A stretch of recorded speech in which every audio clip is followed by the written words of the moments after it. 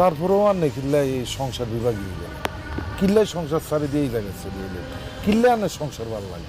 মিজান ভাই, আমরা এখন লাইভে আছি, সারা বাংলাদেশের মানুষ আপনাকে দেখছে, আপনার কথা শুনছে। আপনি বলুন, সংসার আপনার কেন ভালো লাগে না?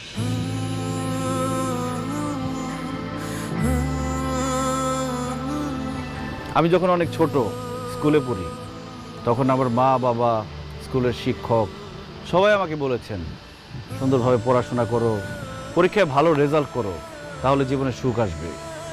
আমিও সেই সুখের আশায় দিন রাত পড়াশোনা করতে শুরু করলাম। পরীক্ষা দিলাম, ভালো রেজাল্ট করলাম, পড়াশোনা শেষ করলাম, কিন্তু সুখ পেলাম না। বরং চাকরি নামের একটা দুশ্চিন্তা আমার জীবনে চলে আসলো।